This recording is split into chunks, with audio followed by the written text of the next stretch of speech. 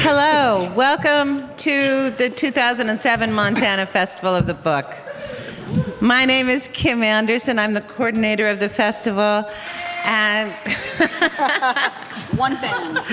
This is our 8th festival, and the reason we're still hanging on after 8 long years is you guys. If we didn't have the readers and the lovers of literature who come out every year, there would be no reason to do this. So thank you to all of you.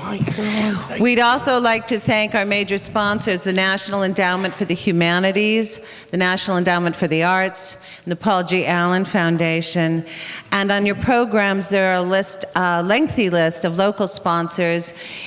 Please, if you see a business in town listed on the program and you run into that business sometime in the future, thank them. Let them know that this is important to you, and patronize their businesses. The festival also relies on the generosity of the people who love and appreciate reading, writing, and literature. That's you.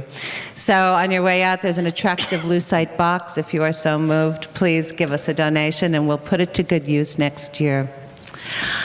It's my pleasure to introduce the moderator for today's panel, who will then introduce the wonderful authors that we have before you today.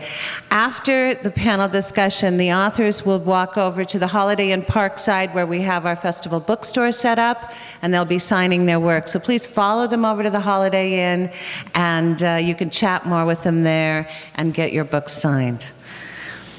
Carolyn Patterson, actually, Carolyn Patterson and I were best friends in 2nd grade, and that's probably all that you really need to know about her.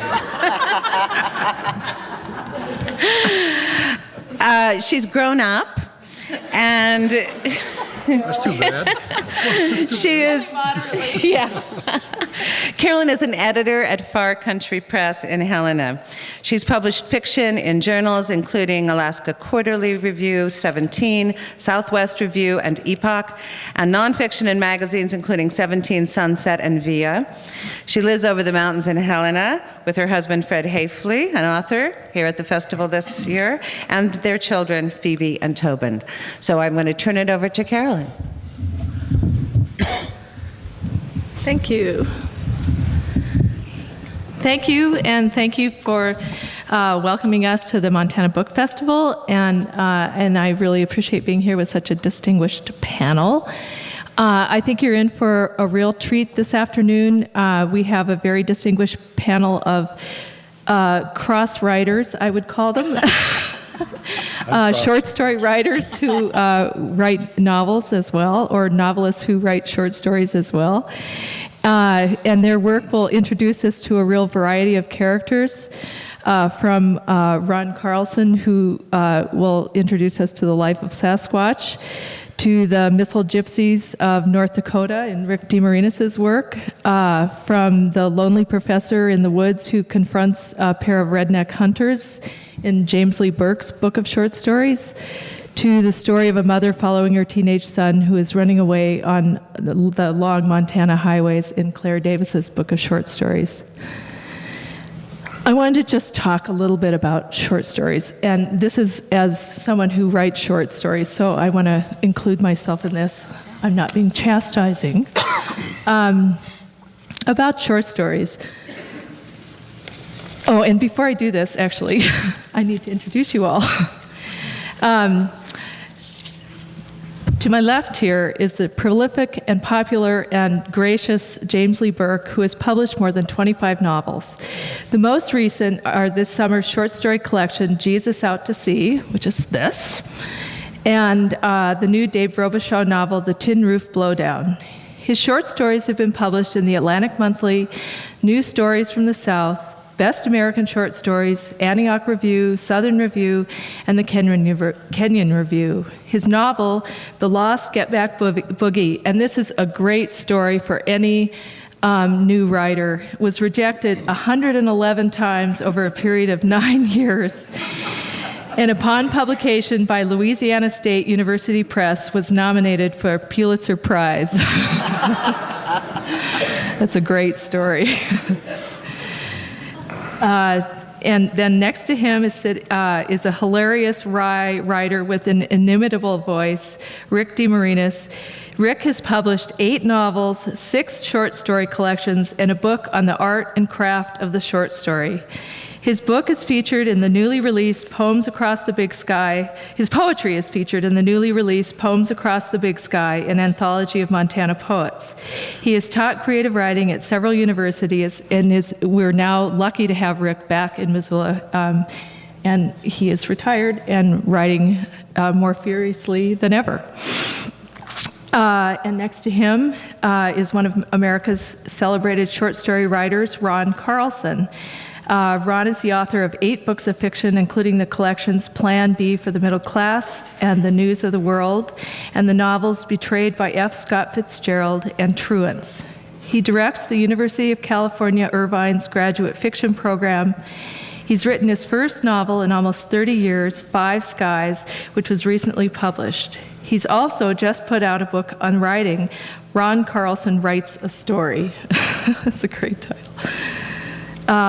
And then at the very end of the table, Claire Davis, who I'm proud to say was a classmate, writes taut, fierce, and often very hilarious stories and her stories have been selected for the Best American Short Stories and the Pushcart Prize Anthology. She is the author of Season of the Snake and Winter Range, which won the Pacific Northwest Bookseller Award for Best First Novel and the Mountain and Plains Booksellers Award for Best Novel. Her stories have appeared in the Southern Review, Gettysburg Review, and Plowshares, and have been read on NPR's Selected Shorts. So please welcome this distinguished panel.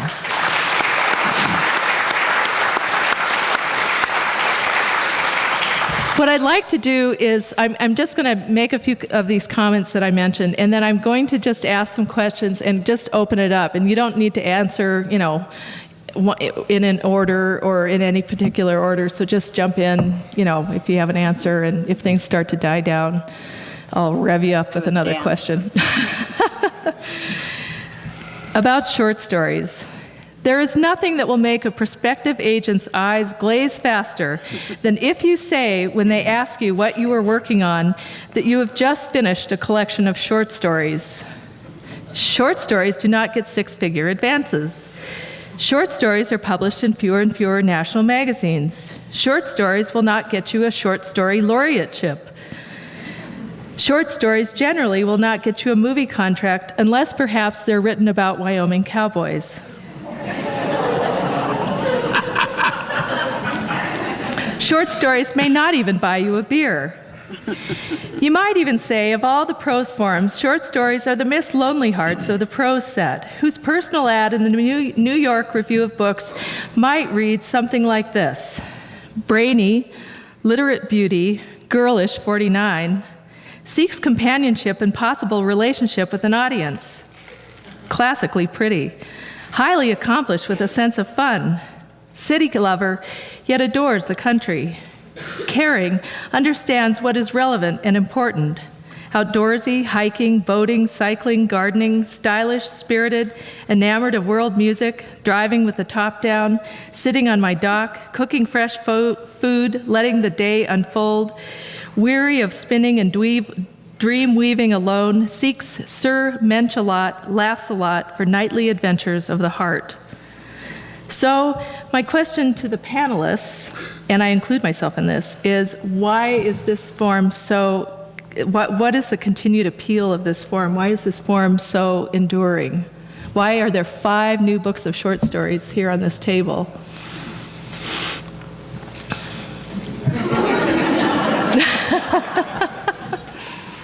There's no answer to that question. Well, they're short. I mean, given that you spend, a year or 2 years or however writing a novel, and it's like it's never getting done, there's this distinct joy to sitting down and actually crafting this beautiful little piece that finishes. Mm-hmm. So I always find it a sort of a relief in that long haul of the novel to write the short stories. They're just such beautiful little jewels. I mean, they're in so many ways much harder than the novel to write. And yet, I don't know, it's such a pleasure to do it. Such But an no one accomplishment. cares. Well, that's, yeah, right. I care, Rick. I care. we care. Yeah. We care, we So, care. no, I But mean, we're insane. We don't count. We write the things. I was in the used bookstore in Flagstaff about 4 years ago, and I picked up Wallace Stegner's collected stories. I hadn't seen that book, and the introduction is illuminating. It was lovely to hear him talking about the short story. When he went to New York with his first book, he met his agent. On the last page of the introduction, it tells that story, and she says, "This is wonderful that we're going to publish your novel. What else have you got?" And he said, "I've got a few short stories." And she came across the desk at him and said, "Wally, no, we're not going to write stories. Don't write stories." She said, "That's spending your principal." He said, "You don't get to use those sets again." And he was reflecting on the choices he'd made, and he was a fabulous novelist. And when I was a young guy in Utah and I read his stories, the short stories, The Blue-Winged Teal and others, set in Salt Lake, it was just manna to me. It meant so much that places I'd been were in his stories, and I thought, wow, maybe something's possible here. But that's one of the things. I just finished this novel, and it was a great pleasure for me to go back to that set every day, a place I know, an outdoor campsite that I invented, putting together 2 or 3 places I'd been. And it was lovely. I'd keeping company with the men through the summer. Not lovely, hard work, but I knew where I was going each day. And in a story, I think of those little worlds I've tried to create and all the sets I've built, and you try to make a complete world in a story. I mean, that's the responsibility of it, and in many ways, Claire's right. It's tough. It's expensive. And then you finish, and sometimes it takes you 3 days, and I guess the longest I've ever spent on a story was 7 or 8 months. Then you're done. So anyway, I think that book, his collected stories, is illuminating, that introduction. Mm-hmm. Anyone else? James, what's the longest you ever took to write a story?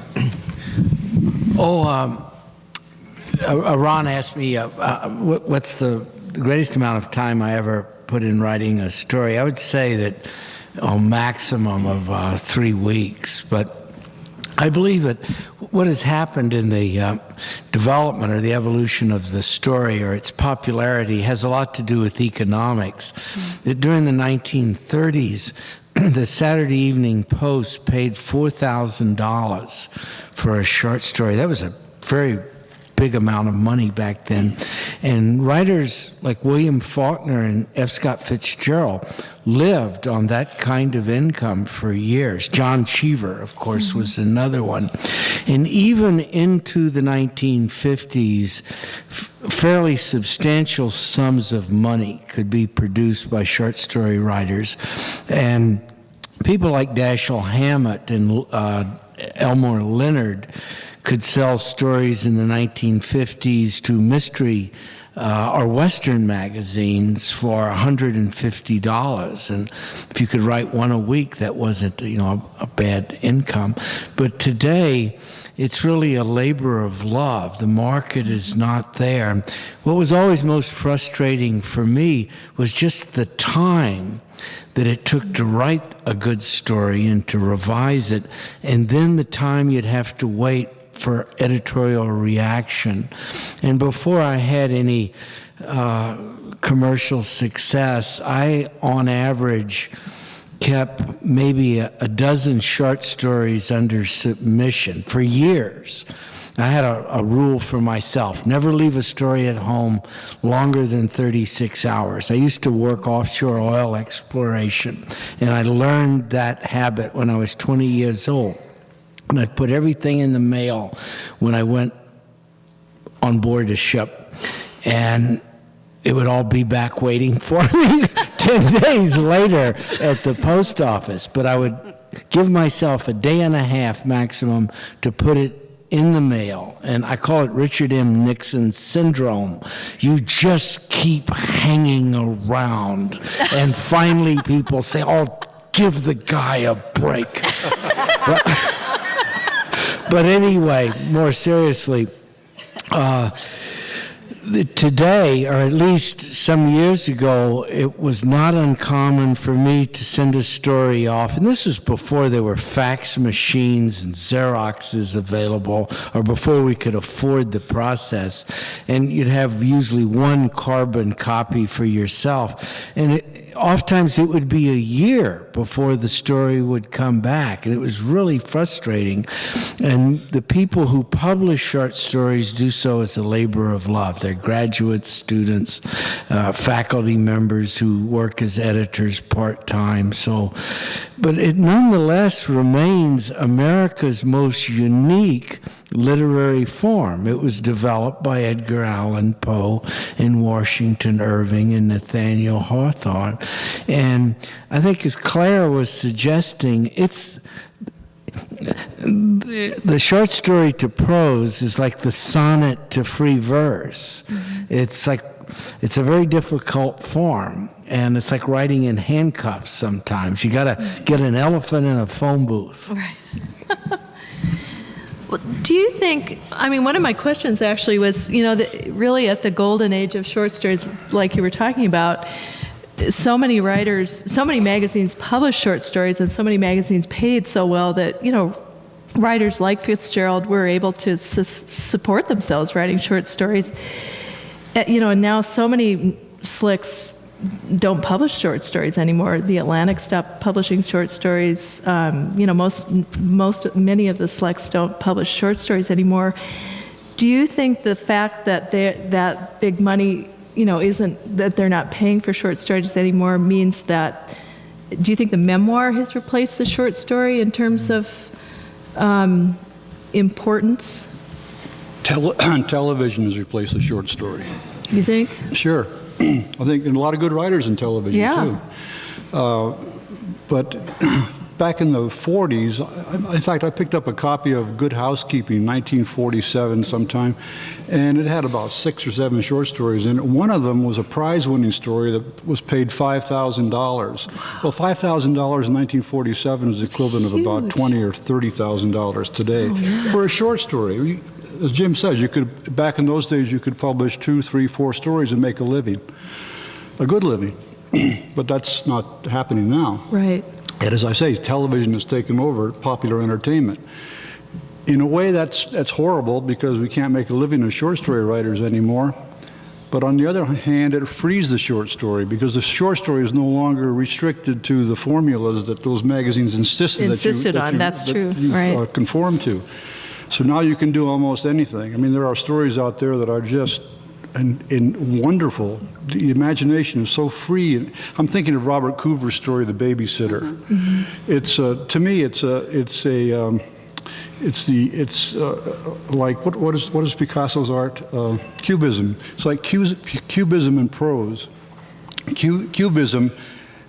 The art form shows all 4 dimensions in one plane, one 2-dimensional plane. Well, that's what that Coover story does. Everything is done, everything happens at once.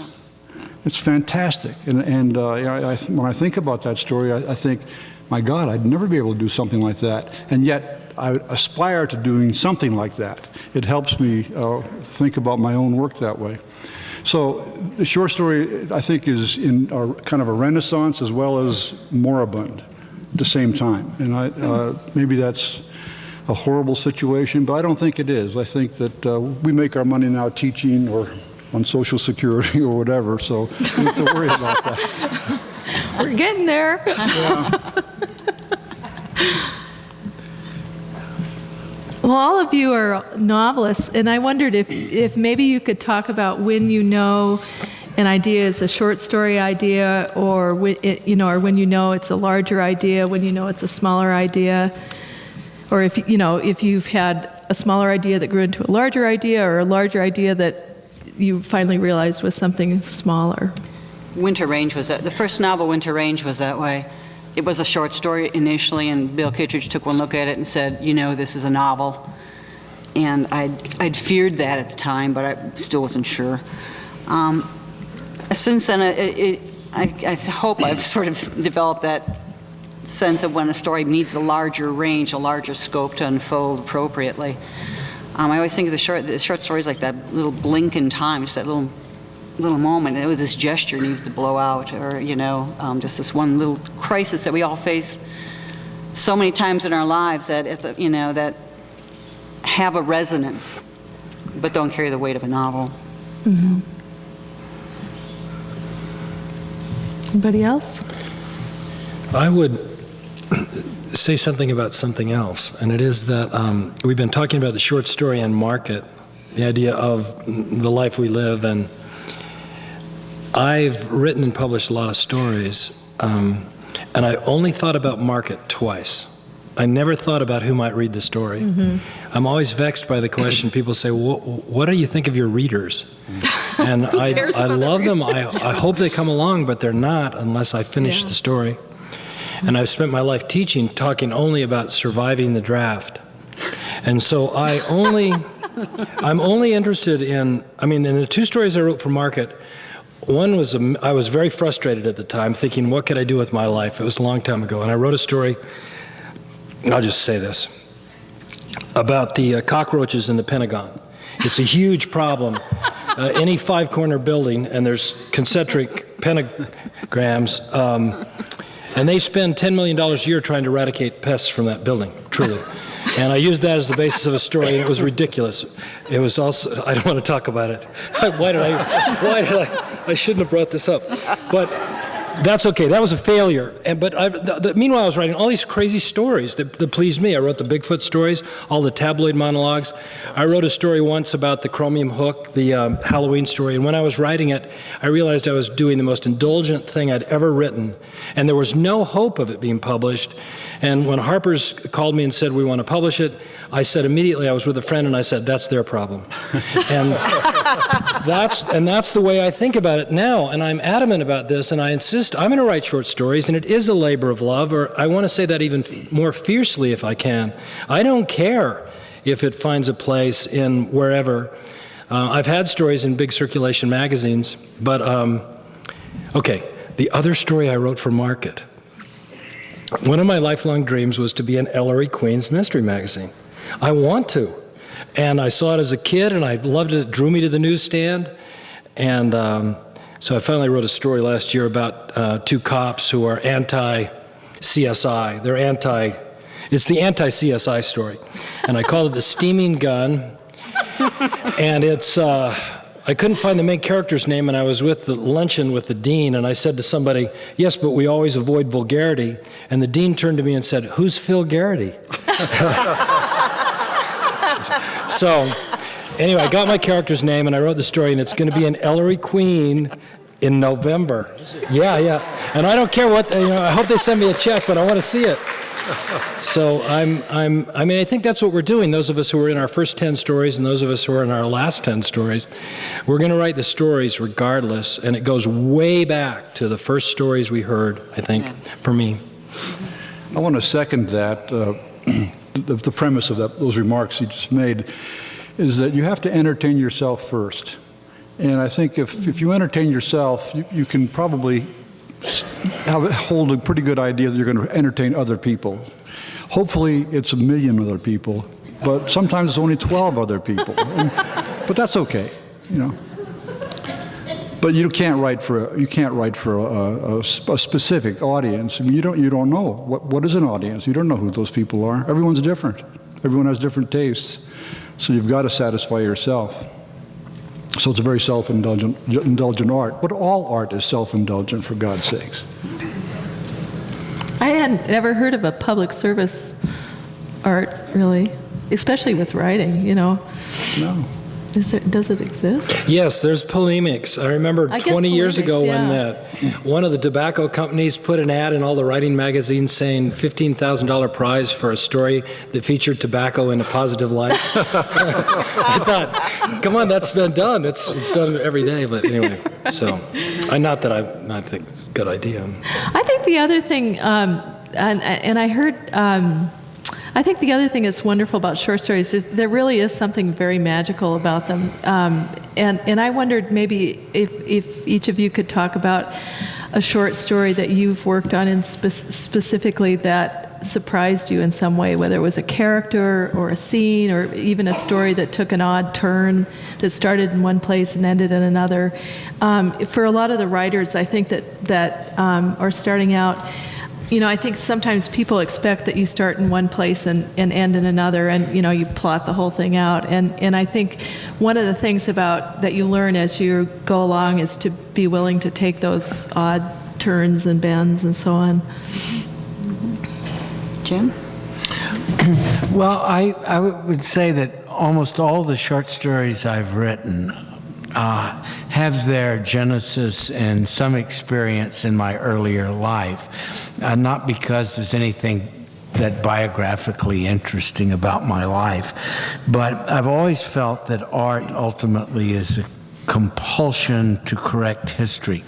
And it was George Orwell who used that term. He said that every writer is compelled to convey in a perfect fashion some instance of truth that only he knows. And it's a vanity, ultimately, that I think every artist possesses. He feels that the camera lens, the shutter, closes in an exquisite way on a piece of light that's trapped on the film, and you can't rest till that piece of light goes down your arm and into the paper. And every writer knows what I'm talking about. You get no rest until you tell that story to someone else in a way that in some fashion illuminates a moment of truth in your life. But the great irony is, even when you write the story or the novel in as perfect a way as you're capable, about 2 weeks goes by and you've got to do it again. That's the obsession. You never quite get it right. And so I think, as Orwell suggested, the obsession is a vanity, but vanity is what ultimately drives art.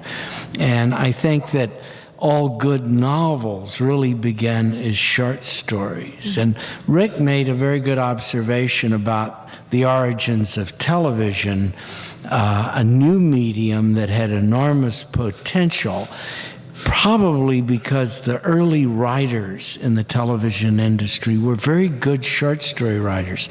One was, of course, the man who created Twilight Zone, Rod Serling. And the other fellow who wrote for Studio 90, he's the screenwriter from Texas. He wrote Return to Bountyville, and he wrote, holy moly, Horton Foote. And on a quiet day, I can hear my liver rotting, and that's why I don't remember names sometimes. But these early guys were very good writers, and the consequence was, in early TV, they produced some very fine art. Gore Vidal was a TV writer, and Patty Chayefsky was a good TV writer. Excellent geniuses. But your question was about magical, magical. I mean, things that surprised you in your work, magical. Well, not in my work. Things that happen. I can see all the tricks, so I know it's not very magical. It's kind of like 3-card Monte, But I'm knocked over by some stories that do seem magical to me. Magical in the sense that I cannot see how the writer did it. And one of those is John Cheever's The Swimmer. Oh, God. I mean, here you start off with a guy, he seems like he's a world beater. He's just a great guy. Everyone wants to talk to him and be around him, and he's going from one house to another, and pretty soon you realize there's something wrong here. He's being exited from these houses, and finally he winds up in a swimming pool swimming, and it's no longer summer. The beginning of the story is summer, it's warm. The end of the story, it's cold and fall. Yeah. This guy's an alcoholic living in a delusionary world. And I've read that story 100 times. I keep saying, how in the heck did he do that? How did Cheever do that? I still can't figure it out. If I can figure it out, I'll be John Cheever. But, I'm not. And the Coover story, The Babysitter, is another magical piece. I don't like the idea of magical realism. It's okay for Marquez to do it, but I don't think it's not an American thing, North American thing for us. I don't think, when I see a student story that tries to do magical realism, it's usually, pretty awful. And I can't think of any professional writer who uses that mode. So magical is a tricky word, but... Yeah, it is a tricky word. I mean, do you find you read? Oh, go ahead, Ron. Just that Flannery O'Connor said that no one should be more surprised by the story than the writer. And it was great comfort because I was very confused in my first stories that they kept going elsewhere. And you get the material up and follow it, and I thought I was just off base. And now I realize it's the way I work. And so all my stories are full of discoveries. And I've learned to tolerate the moment when they start to migrate. And you get up, go in based on some moment or germ or idea I have. I try to create something that's credible, so the only person who needs to believe my story is me, so I can stay in the room. And then that inventory creates its own velocity and direction, and then you've got to listen to that. You can't just haul it around based on your plans from the outside. And it's always a surprise. I think that's one of the reasons that I love this story so much, is that there are moments. I wrote a story called Zanduce at Second. I had an idea a long time ago about a baseball player. What if there was a baseball player who had killed people with foul balls? It's happened. And I thought, would that be a comic story or a serious story? And the opening sentence of that story is maybe the longest sentence I've ever written. It's half a page, if not a page, about Eddie Zanduce and how he's trying to survive. He's a very good third baseman for the Orioles. That story, I quit. When I left that story, James, I had to leave for 2 weeks. I stopped writing for a week or two. It was so shocking. And I've learned to trust those surprises and tolerate not knowing and the finding out. So these things have my attention. I think that's one of the things as a teacher. I'm a longtime teacher. The things you can't teach are attention. Attention's underrated in every facet of American life. You can't teach what people choose to write about, and I think that's one of the things under agendas of the panel is that you need to write and choose something that matters to you. That's the major criteria. If it doesn't matter to you, don't write it. I didn't care about those cockroaches. And and empathy is the other that's it's not teachable. So Yeah, that and a willingness to discover. I mean, I think by the nature of the writer is that sort of creative impulse, the imaginative impulse, that leap of faith. And I mean, seriously, if I had to write a story that I already knew, it would be boring. I write the same reason why I read. I want to know what happens next. And it can come from one word, where one word just sort of, suddenly it's there and it turns your entire story around. I guess that might be considered some element of magic, I don't know, but just talking about being attentive, paying attention to what's on the page, paying attention to those impulses, and being willing to, let yourself available to it, take that risk. Let me add a footnote to that. Robert Frost said, he's talking about poetry, but it applies. No surprise for the author, no surprise for the reader. Yeah. That covers it. I mean, that's it. Virginia Woolf said that style is rhythm. And I wondered when you go through your work, what drives your work? Your voice or character? There's certainly music involved. Gave a reading in Dillon 2 nights ago. It's such a beautiful place. Wow, I'm still blown away by the country around there.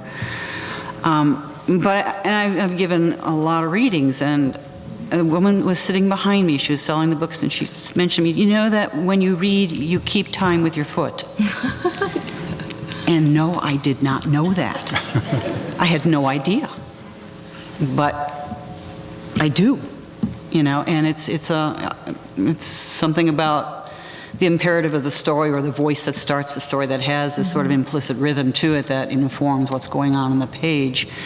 And it's hard not to pay attention to that, for me at least. I have to follow the rhythm. So it's very much rhythm driven. Yeah. I don't know what to say about music. I mean, I write the best sentences I can. I have every one in my hand, put them together, something happens, and I kind of shake all over when I'm when I'm writing. I mean, I don't know if I tap my foot, but and so I don't know. Some people speak about rhythm and music, and I certainly sense it when I'm reading. But as a writer, and that's what I look for in the best stories and novels that I read, is someone who obviously has considered every sentence. I love that, as opposed to alighting over. And I read a novel recently to interview a writer, and he's a very successful writer. And this isn't I'm not saying anything wrong about it, but he had the phrase we made our way, and he had it in the book like 24 times. We made our way to the boat, and we made our way through the supermarket, and that's all right. I mean, he's writing 3 books a year, and that's what you need. But I could have turned a couple of those the other way, I think. So made our way. A lot of writers like the word proceeded, like they proceeded to the bar. They proceeded to, you know. Proceeded to how the about bar? just they went? Began to, yes. I thought maybe the last question I'd ask, which is a question I think important for young writers, is to talk a little bit about your revision process, and then I thought maybe I'd just open it up to questions from the audience.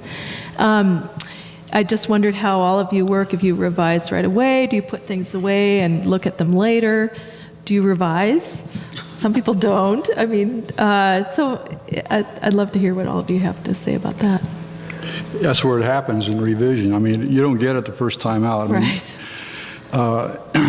And sometimes it's grueling work. I just started a novel, wrote 150, 60 pages in first person, and decided that the first person voice was hamstringing the events of the novel. So I threw 160 pages away and started over again in third person. And even then, I keep revising as I go along. Every page, I'm kind of anal retentive that way. I've got to make sure each page looks good, even though I know by the end of the novel everything's going to be different. I got to go back and change things. But yeah, revision is everything. I agree, absolutely. I think one of the hardest parts is knowing when to stop revising. I mean, I revise in the process of writing, and I know that some people have different methods. I tend to loop, so I'm revising, and then I'm going back and starting over and writing, and then I go a little forward, then I go back and revise. And I think some of that comes from my early training in poetry, where you're looking so closely at the word and so closely at the phrase and so closely at the way the sentence works. Ron's talk about the beautiful sentence, you know, that elegant, muscular sentence is just essential, certainly in poetry, and it lends itself very much to short story. And what I like about that, then, of course, is it carries right over to novel. But I'm just always revising, and it really is the hardest part. Is okay, I have to stop now. This is as good as it's going to get right now because I need to move on. My first drafts are messes. That is, by the end, some names have changed. Sometimes 2 people will have become 1. And so I print things out on colored paper, and I read things aloud. I straighten out all the logistics. Then I read it aloud, and reading it aloud is the way that I find. I'm always looking for the missing beat. Usually it's not a mistake or a problem that we would correct the way you'd correct something. It's an opportunity I haven't taken, some small beat. I was reading a student story that was about the date's coming over for the first time. The younger sister's observing it. It's all about sexual initiation. The older sister, the younger sister's telling the story, and I was fine. But I said, that's, you're bringing it in, it carries, but it's not no voltage. She took it away, and she came back with this great moment where the older sister says, go up and get my sweater. And so the younger sister looks the boyfriend over real good, goes up the stairs. She added the scene where she gets the girl's sweater, her sister's sweater, out of her room, and then she takes the sister's pillow, puts it on the floor, and stands on it for a minute, and then puts the pillow back on the bed, brings the sweater down. And just the act of standing shoes on her sister's pillow was the beat that I couldn't have said, oh, this is missing the pillow standing scene. But she found something, and it's all about, I'm off on another topic now, but the whole notion of hurrying toward. See, when I write a story, since I don't know where I'm going, why would I hurry? Right. And so I read aloud to see if there's any missing beats, and then I put circles in the margins, and I open those back up.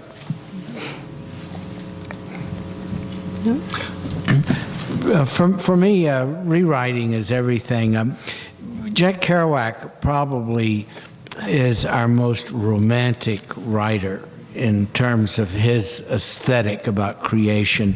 And as he progressed in his career after the publication of On the Road, he experimented with what he called extemporaneous writing. And in fact, I think he wrote Big Sur in 3 days, and he did it with Benzedrine. But if you look at his career on balance, and I respect Kerouac, I put him up there with Walt Whitman as one of America's greatest poets. But it's On the Road that he rewrote 4 times. You see, his editor, Malcolm Cowley, worked with him on that manuscript, and it was written, I guess, on a huge teletype roll, but eventually it was rewritten 4 times, and it remains one of the greatest books, I think, about the restless. For me, I write everything I can in one day until I'm tired, and the creative process has many enemies, but I think the greatest enemy is fatigue. There are things that a person can do well if he's tired, but write well is not one of them. So I aim for 500 to 1,000 words a day, and I write 7 days a week. And then at night I write something in longhand, but then I rewrite early the next morning, and then I start the new day's work. But it's surprising if you stay with a system, the one that's right for you, how much ends up in your out basket at the end of each week. But I remember what a guy told me many years ago. He said, don't keep score. The score takes care of itself.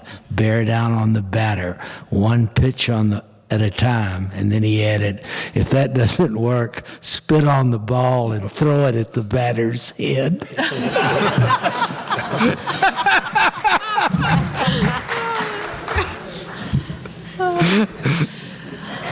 I guess on that, I'd like to open it up to the audience. Are there questions from out there?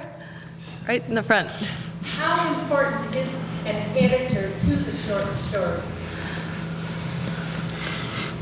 To your finished product? Not important at all. I think it's actually fairly rare for short stories to be edited. I mean, usually, every so often, somebody will point out some inconsistency or something, but at least in my experience, I don't know.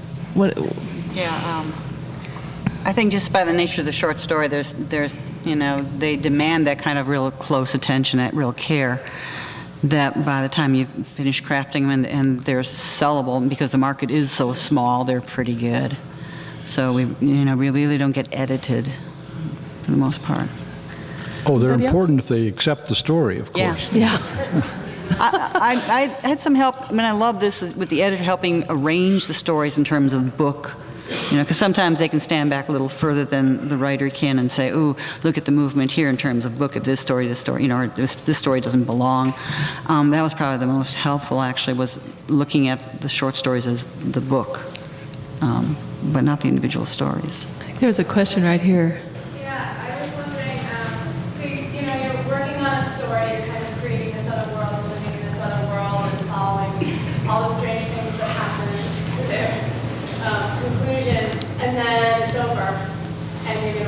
something else. What for you helps make that transition? Do you ever have trouble letting go of these friends you just made? The transition between stories? Well, it's dead air time. I mean, I used to study poetry with Richard Hugo here at the university, and he used to say that the worst time for a poet was between poems because there was no guarantee you'd ever get another one. Mm-hmm. So in other words, you're starting life over again with each new story. So that transitional period can be very hard on you. Does that adequately answer your question, or? Yeah, I mean, unless there's anything in particular that helped you get to the next one. Yeah. Do you find it gets easier with time? I have my list of stories that I want to write based on things. I'm about to write a story about this guy I hired in Salt Lake City who was fabulous, such a crook. But it was me and my inability to see that his promises were empty. Just a minute, I should write some of this stuff down. Yes. So I have a list. I finish a story, then I love that you're getting confused, that you're letting go of one world and getting another world. You must be writing your ass off. That's the goal. But then I look at the list and then I wait. I don't want to go into that story. I don't want to write this story about this guy too soon. And I'll wait and I'll wait. I'll wait as long as I can. And then once I start a story, I don't know what it will be. I only know I'll get it. I don't know if it's going to be long or short or serious or comic. But the third day, I'll know. Second day, end of second day. But I'll wait. And but I don't look back. I don't have characters repeat themselves. Every once in a while, I use a town I invented. I'm just being, because that's fine. I use the town Mercy. I have a town called Mercy. It's in a couple of my stories. But no, that's a good problem to have. Down in front here? For James, I would like to know, I as a reader find comfort in continuing characters and looking for that next story. However, I find myself having withdrawals at the end, thinking there's not going to be another book to tell. I wonder, as an author, is it hard to keep creating stories around, several characters, or do you find comfort yourself in doing that? The lady asked if there's a challenge or a difficulty for an author using the same character, the same narrator in a series of stories or novels.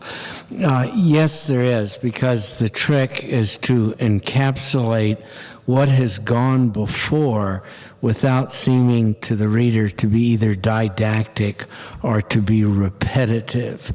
And it's a balancing act. So it's not easy, really. It's put it this way. I forget who it was. I think it was Washington Irving who said, "The first-person narrator is the best voice one can use in his art because it establishes immediacy and trust between reader and author. There's a kind of fidelity that exists between the two of them." And when we think on that line, we remember the personal nature of America's most famous narrators, Ishmael in Moby Dick, who introduces himself in the first line of the first chapter when he says, "Call me Ishmael." And people who cannot read or write know who Huckleberry Finn is. In other words, the first-person voice is one which ultimately we trust. And I remember something the creator of Bonanza once said. Many years ago, I was listening to this fellow being interviewed, and he was asked, "How did you do it?" He said, "You created this series that ran for 15 years.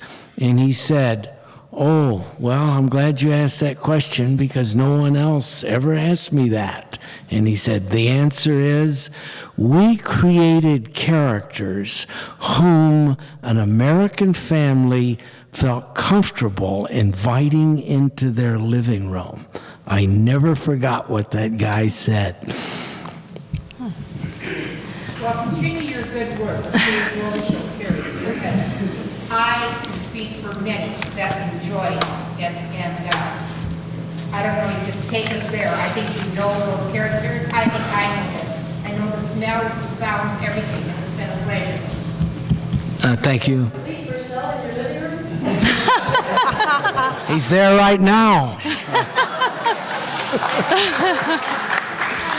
James, maybe we can tell, but I think he's got a very good side. I think we're going to have to wrap this up, but I wanted to make sure and let everybody know that all the authors are going to be signing books at the Holiday Inn. I keep calling it the Sheridan, which is what it used to be. Down at the Holiday Inn, and the fastest way to get there is to walk down the steps right near here and just walk across there. But thank you all so much for coming, and we'll see you over there signing books. Thank you.